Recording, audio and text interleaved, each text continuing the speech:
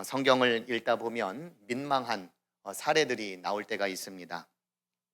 하나님의 부름을 받은 제사장들, 그런데 그들의 자녀들이 아버지의 사역에 찬물을 끼얹는 그런 듯한 그런 사건들을 볼 때 그렇습니다.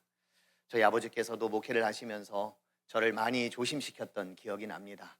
저희 어머니께서도 항상 너를 지켜보고 있단다 라고 저에게 말씀을 하셨던 그런 기억이 있었는지 항상 다른 사람이 볼 때마다 착한 척을 많이 했던 것 같고 성실하게 사는 척 했던 것 같은데 아마 그런 영향도 있지 않았나 생각이 듭니다. 물론 자녀들이 부모님이 원하는 대로 다 그렇게 살아가고 있지는 않습니다. 그래도 주의 종의 자녀들인데 조금 더 잘 살지, 조금 더 아버지의 뜻을 따라 좀 그렇게 살지 하는 생각이 들 때가 성경을 보면서 우리는 있습니다.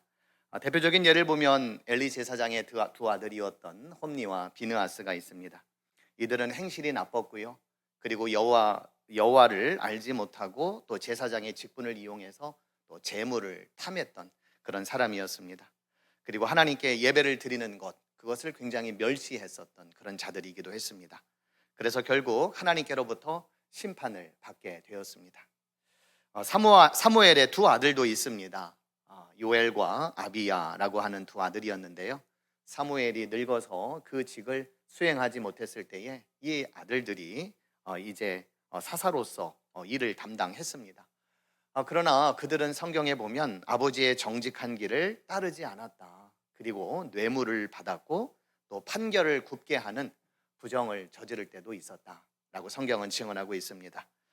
그 결과로 이스라엘 백성들이 이제는 사사 말고 왕을 세워달라라고 하는 그런 요구의 직접적인 원인이 되기도 했습니다.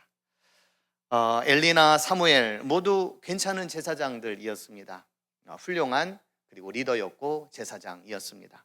그러나 그것이 다음 세대들에게까지 이어지지는 못했다. 우리는 성경을 보며 아쉬운 마음을 갖게 됩니다.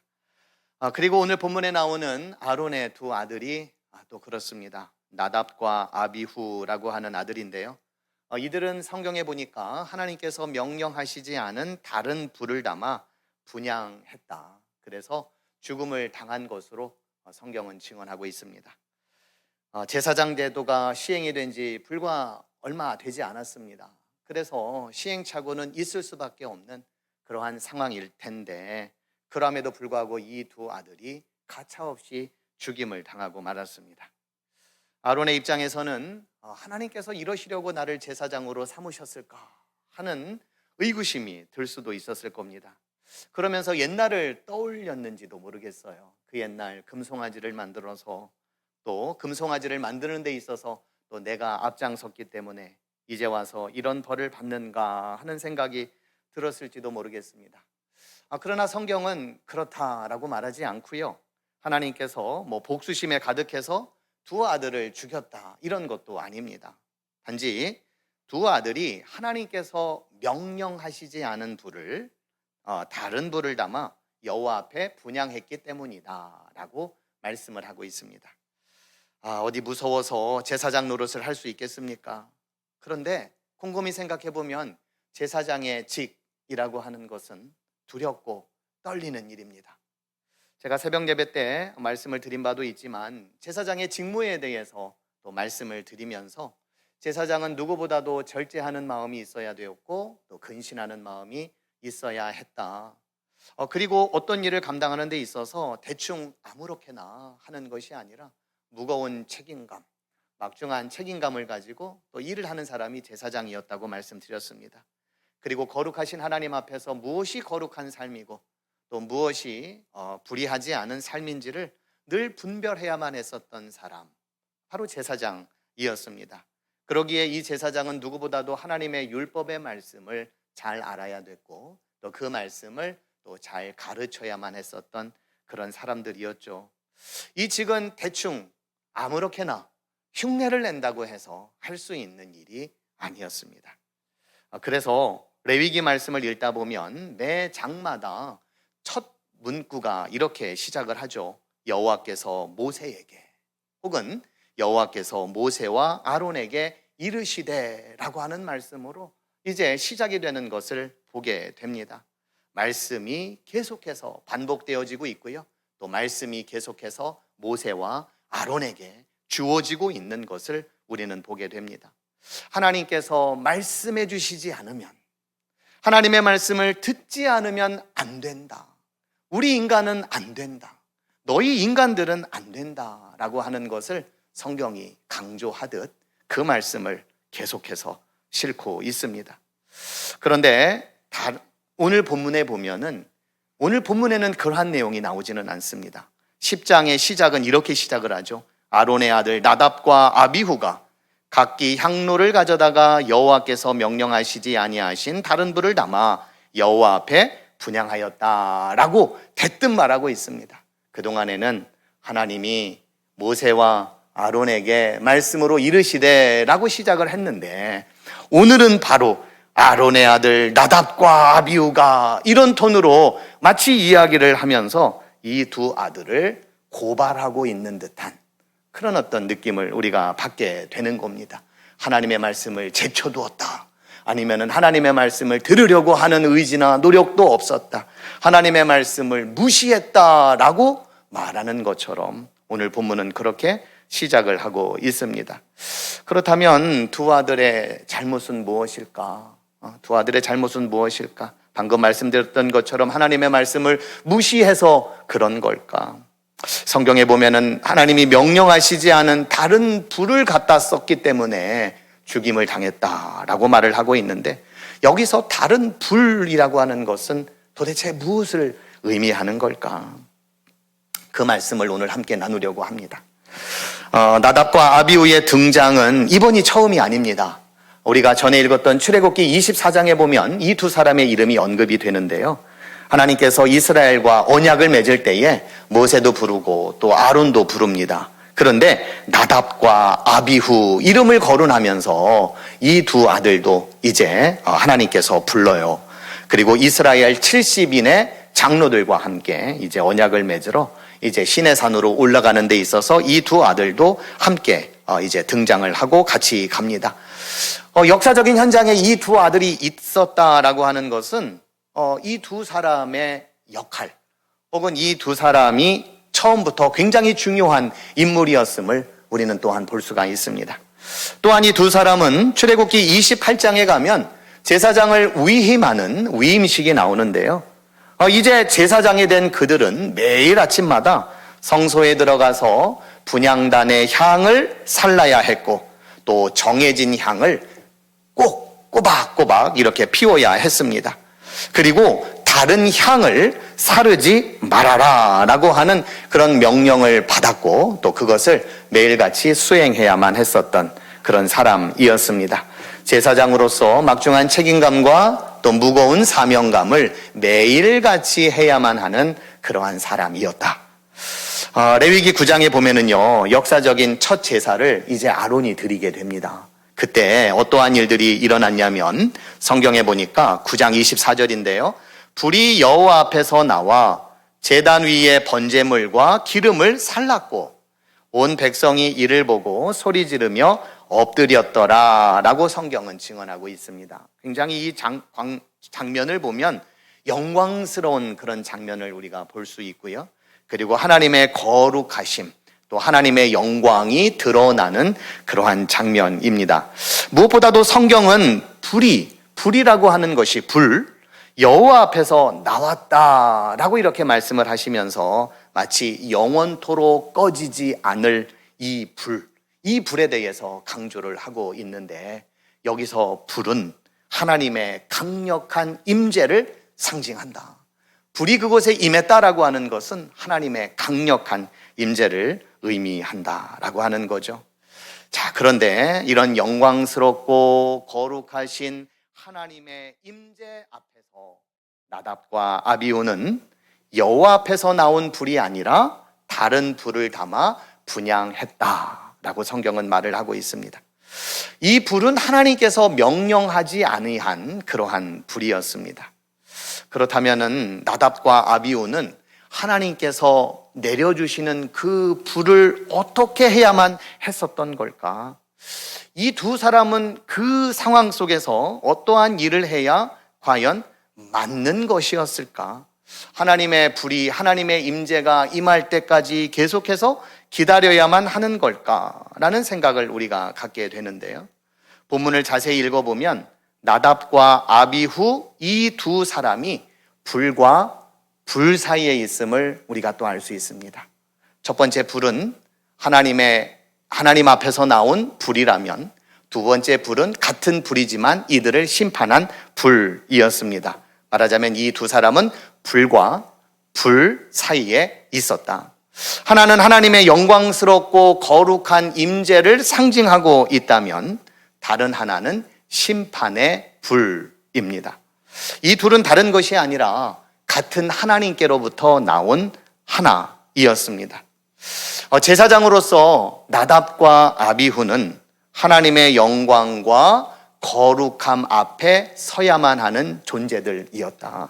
그리고 두려움과 떨리는 심정으로 하나님 앞에 서야 할 뿐만 아니라 하나님의 심판이라고 하는 두려운 마음도 가지고 그는 서야만 하는 제사장이었다라고 하는 겁니다. 이만큼 제사장으로서 그의 책임이나 그의 사명이 막중하다라고 하는 것을 우리에게 말씀해 주고 있는 거예요. 우리가 어디에서 무슨 일을 하든 다 유사합니다. 비슷해요. 어떤 사람은 타오르게 하는 사람이 있다면 어떤 사람은 꺼지게 하는 사람이 있습니다. 어떤 사람은 타오르는 불과 같은 그러한 열정을 가지고 사명을 감당하는 사람이 있다면 어떤 사람은 그 불이 재가 되고 또 숯이 되도록 만들어버리는, 불을 끄는 그런 사람들이 있지요.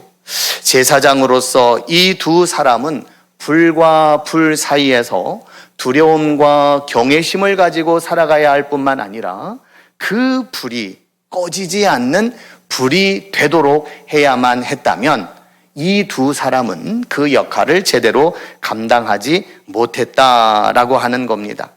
기도하고 또 엎드리고 또 말씀하시는 대로 따르고 또 이끄시는 대로 순종함으로써 처음 붙여주신 그 불이 꺼지지 않도록 이들은 그들의 사역과 그들의 삶을 살폈어야 했다라고 하는 겁니다.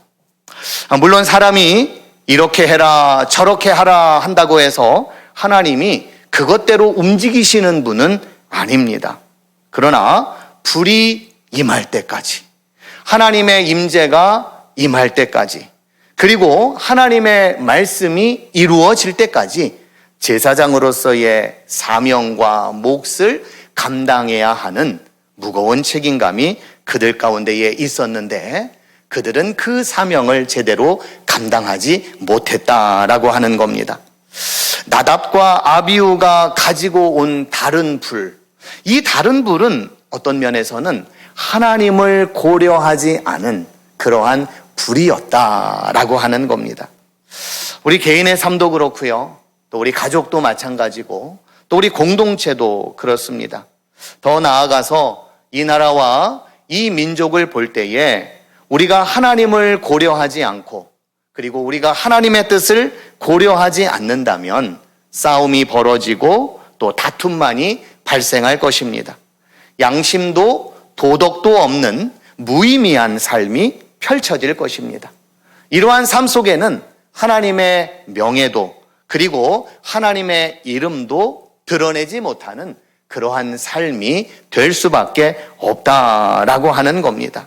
그렇다고 볼 때에 이 두 사람이 감당해야 될 몫은 하나님을 고려하고 또 하나님의 그 하나님 되심을 드러낼 수 있는 그러한 사명을 감당해야만 했었다라고 하는 겁니다. 오늘 본문 3절의 말씀에 보면 하나님께서 모세를 통해 아론에게 이렇게 말씀을 하십니다.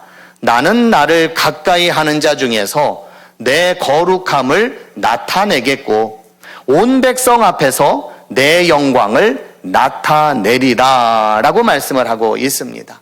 나를 가까이 하는 자 중에 내 거룩함을 나타내겠고 온 백성 앞에서 내 영광을 나타내리라.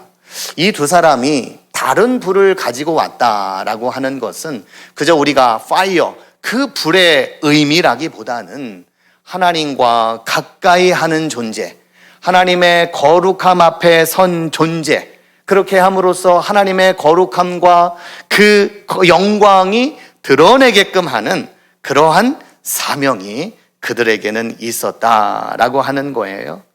자, 그런데 3절 말씀의 끝에 보면은 하나님께서 이러한 말씀을 모세를 통해서 하니까 아론이 잠잠했다라고 이렇게 증언을 하고 있습니다. 아론이 잠잠했다. 이 광경을 보면서 그런 생각이 들었어요. 아론이 굉장히 슬퍼해서 잠잠했겠거니, 혹은 참혹스러운 광경 때문에 잠잠했을 거니 하는 생각이 드는데요.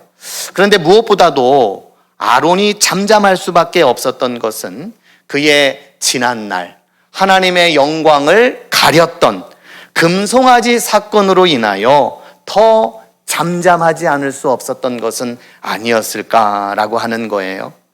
하나님께서는 누군가의 죄에 대해서 다음 세대들에게 계속해서 연좌제를 적용하는 그런 분은 아니시라고 봅니다. 그러나 하나님 앞에 불순종하면서 살아왔었던 삶의 모습들, 그리고 하나님 앞에 경외하지 못하면서 살아왔었던 삶의 태도들, 그리고 하나님의 영광을 가리며 살아왔었던 그런 인생의 자세든 태도든 풍토든지 간에 그것들은 다음 세대들에게도 고스란히 영향을 준다고 생각을 합니다. 아마 아론은 잠잠히 자신의 아들이 죽어간 그 광경을 생각하면서 그것을 깨달았을지도 모릅니다. 저는 이것이 굉장히 중요하다고 생각을 하는데요. 예전에 그 책 제목 가운데에 가게에 흐르는 저주를 끊어야 산다라고 하는 책이 있었어요. 굉장히 이름이 도발적이죠. 가게에 흐르는 저주를 끊어야 산다라는 책이었는데, 이게 이제 성서적으로 맞냐 틀리냐 이런 의견들이 굉장히 분분했었던, 그래서 논쟁도 많이 있었던 그런 책이었습니다.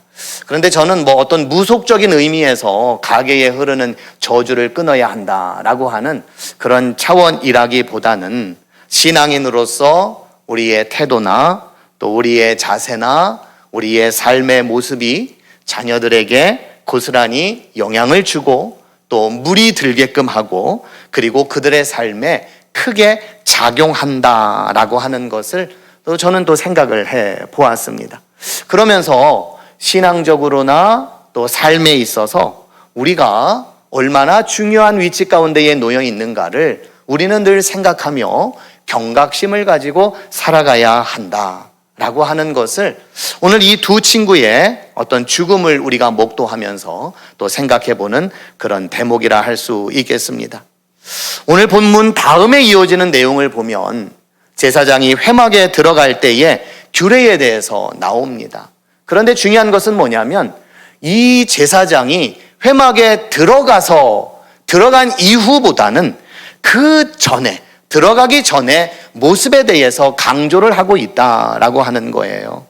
말하자면은 회막에 들어가기 전에 제사장으로서 무거운 책임감을 가지고 살아야 한다라고 하는 것, 그리고 제사장으로서 거룩한 삶을 지키고 분별할 수 있어야 한다라고 하는 것, 그리고 율법에 입각한 그러한 삶을 살고 가르쳐야 한다라고 하는 거예요. 이것이 전제가 되어진 다음에 회막에 들어갔다라고 하는 거예요. 오늘날로 말하면 예배 시간에 거룩하게 예배를 드리는 것도 중요하겠지만 더욱 중요한 것은 교회 밖에서의 신앙, 이것이 더 중요하다라고 하는 겁니다. 제사장은 회막에 들어가기 전에 자기 자신을 지켜야 했습니다. 사도 바울이 그런 이야기를 했죠. 모든 것이 가하나 모든 것이 유익한 것이 아니고, 모든 것이 가하나 모든 것이 덕을 세우는 것은 아니다. 누구든지 자기의 유익을 구치 말고 남의 유익을 구하라 라고 말씀했던 것처럼 제사장은 자기의 유익 혹은 자기의 이득이 아니라 하나님의 유익과 하나님의 기쁨을 택할 수 있는 그러한 사람이 되어야 했다라고 하는 거예요. 그러기 위해서 절제할 수 있어야 했고, 근신할 수 있어야 했고, 또 막중한 책임을 가지고 있어야 했습니다. 아울러 제사장은 거룩하신 하나님께 속한 자로서 분명한 소속감과 이 땅에서의 어떤 불의하고 또 정한 삶을 또한 분별할 수 있는 그러한 삶이 있어야만 했습니다. 그리고 제사장은 율법을 가르치고 또 그 안에 담겨진 하나님의 마음과 성품을 배우고 또 인생의 가치관과 우선순위를 공동체 안에서 실현해낼 수 있는 그러한 자가 되어야 했다라고 하는 거예요.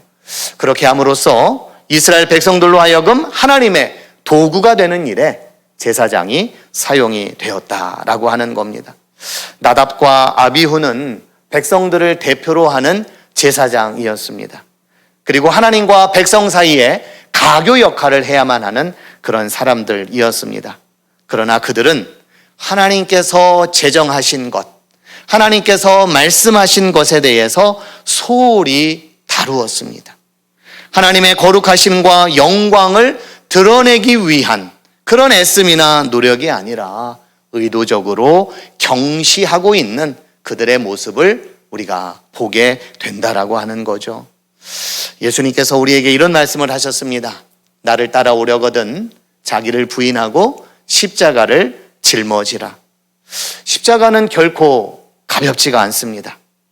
그리고 십자가는 짧은 순간만 짊어지고 가는 것도 아닙니다. 죽기까지 무거운 십자가를 우리는 짊어지고 가지만 또한 우리는 그것을 달게 지고 가야 합니다. 주님의 뒤를 따른다는 것은 무거운 일입니다. 무거운 책임감입니다. 그런데 이 무거움이 과연 오늘 이 두 제사장에게는 있었는가라고 하는 거예요. 하나님을 영화롭게 한다. 우리는 이야기를 많이 합니다. 그런데 하나님을 영화롭게 한다라고 할 때에 이 영화롭게 하다라고 하는 히브리어 단어인 카베드는 무겁다라고 하는 의미를 가지고 있다고 합니다. 하나님을 영화롭게 하기 위한 삶은 굉장히 무거운 삶이지만 그러나 우리는 그 무거움을 짊어지고 가야 하는 그러한 사명이 또한 우리 가운데에 있다라고 하는 거예요. 그래서 레위기의 각 장의 말씀은 여호와의 말씀, 여호와께서 말씀하여 이르시는 것으로 계속하여 시작되고 있음을 우리는 보게 됩니다. 하나님의 말씀을 가벼이 여기지 않는 저와 여러분들이 되기를 축원드립니다. 그 말씀을 따라 살아가는 것이 무거운 일이고 또 무거운 삶이지만 그러나 우리의 신앙이라고 하는 것은 결코 가벼워서는 안 되는 그러한 사명이 우리 가운데에 있음을 또한 기억하고 나아가시는 여러분들이 되기를 축원드립니다. 그래서 본문 11절에 보면 하나님께서는 모세를 통하여 모든 규례를 이스라엘 자손에게 가르쳤다라고 말씀을 하고 있습니다. 하나님의 말씀을 끊임없이 가르치고 그 말씀에 대한 존재감, 무거움을 끊임없이 가르쳤다라고 하는 거예요.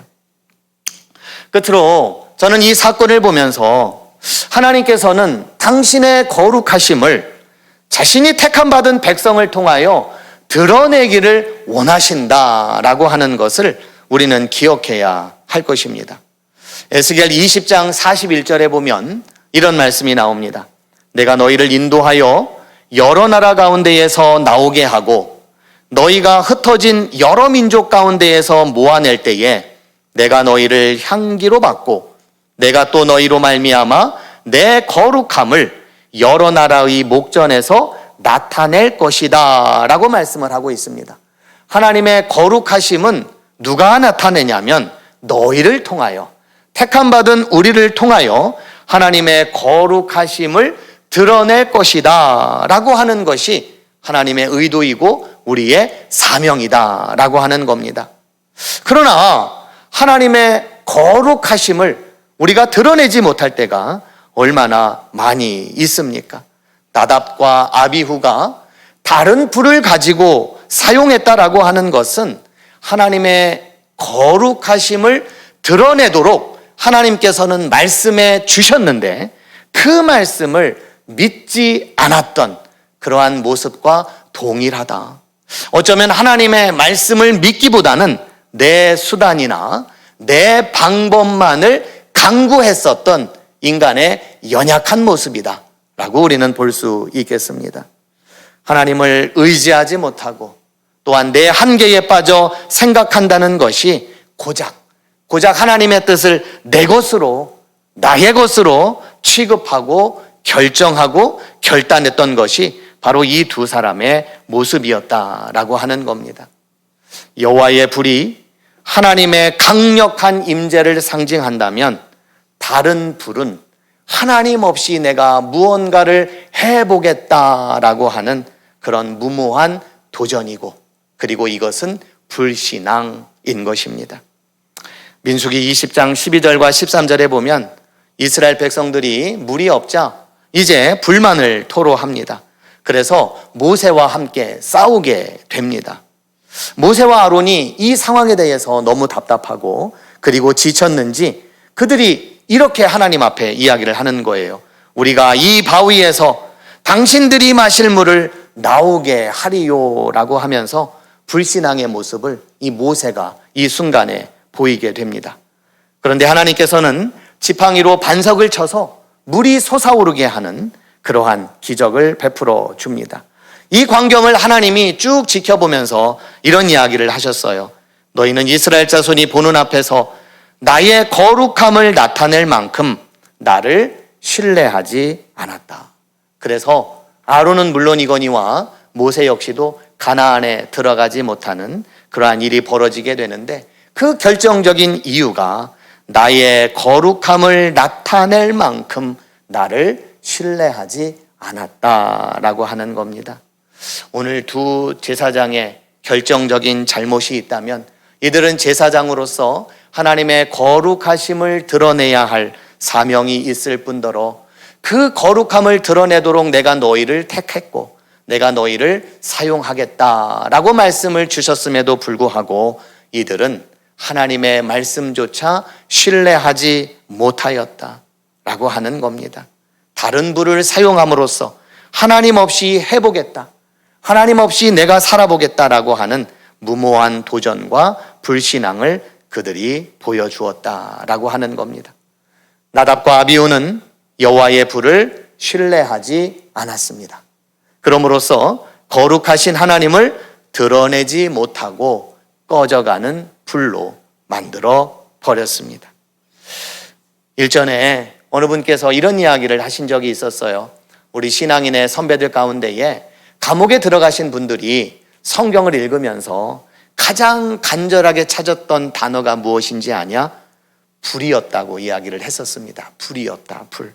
왜냐하면 추워서도 그랬지만 감옥 안에서의 비참한 삶을 해결해 나갈 수 있는 유일한 길은 불이었다라고 하는 거예요.